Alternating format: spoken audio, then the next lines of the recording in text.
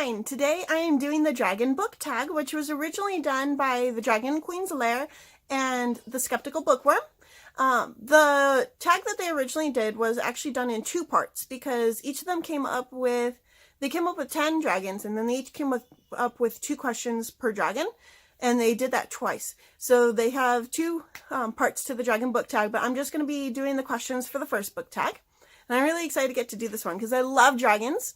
You can see I've got my little dragon friends. Those are actually dragons that are someday going to end up in dragon eggs that I plan on hiding around the city, but I need to make those dragon eggs first.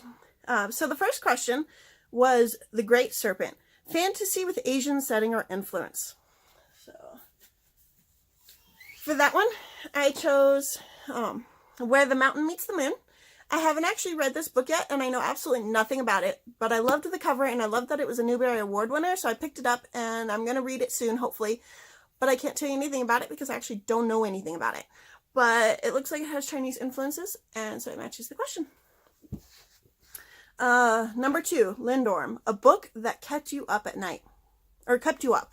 So I chose for that Stone Voice Rising, which is about a little girl that has these powers where she can talk to rocks and find out which rocks will bring out what's inside each person, and then she gives that rock to whoever person it will match, and they'll start getting superpowers. Well, not superpowers, but different abilities. Like she gives one to this kid who's going to become her protector, and she gives one to this other girl who is going to help talk to this other species of beings that live underneath the mountains, and then she gives another one to one of their younglings so that they can talk to each other. And this really bad guy, who I can't remember his name because it was a really long time ago when I read this book, but he's trying to track her down and kill her. And actually they had her in their custody for like 5 years, and they completely tortured her, like really, really bad. Like it was really hard for me to read that part because I don't like reading books that have that sort of stuff in them, and I wasn't prepared for that. But they tortured her really bad. But it was a really, really good book, and I loved reading about her journey, and I'm really excited to find out that there is now a second book, so I need to reread the first book and read the second book so I can find out what happens. So the third question is Great Serpent, again. It says, one book that you would pass down to your kids. So I already discussed this in another one of my videos, but I plan on passing down The Hobbit to my son.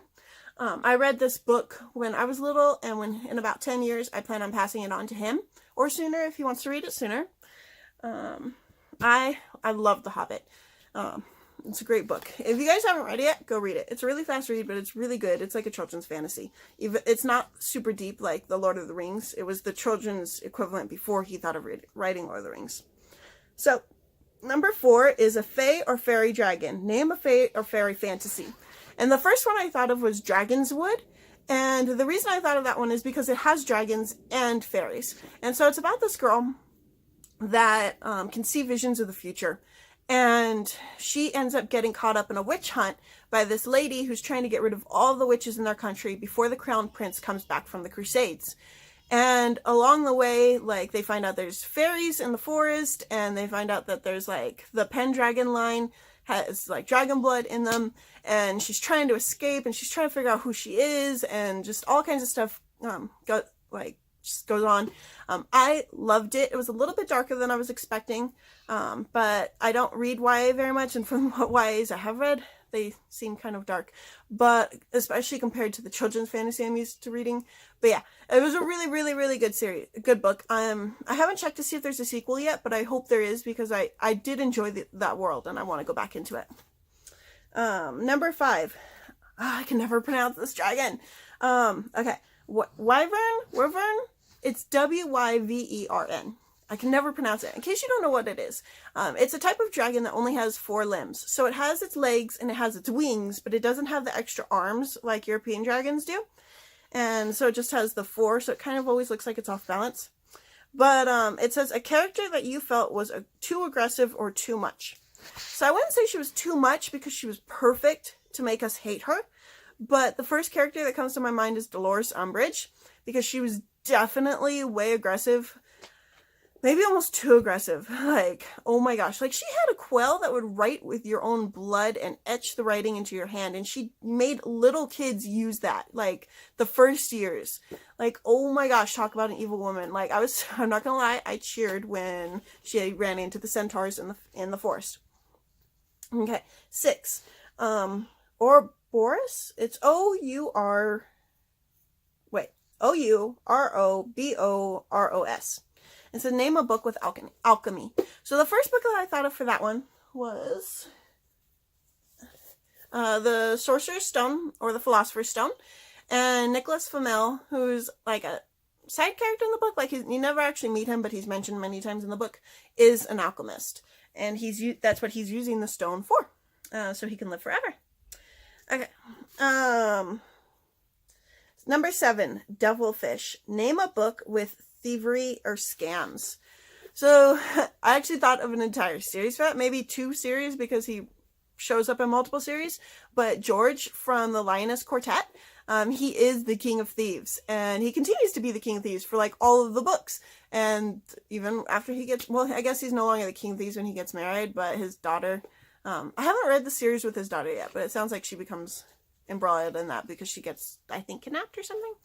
But yeah, definitely like he had thievery through the whole book. And then number 8 was Draconic Hybrid. Name a book that could be considered a genre mash. So for this one, I couldn't think of any books that were like totally genre mashes. So the closest I could get was The Thief Lord. And the reason I chose this one is because like the entire book, I don't know the definition of contemporary, but I guess this is what it would be. Basically, the entire book takes place in our world, just in Venice. But like nothing weird goes on. There's no magic. There's nothing like fantastical about it. It's just Venice. And then all of a sudden, like 3/4 of the way through the book, a magical carousel shows up, and if you get on it, you can age or you can decrease your age, like depending on if you're an adult or a child. And like they're like, oh my gosh, here's this magical thing. Some of us believe in it, some of us don't. Let's go use it. And then they use it. And it's like the whole thing was a totally normal, non-magical book, and then all of a sudden there was this magical item.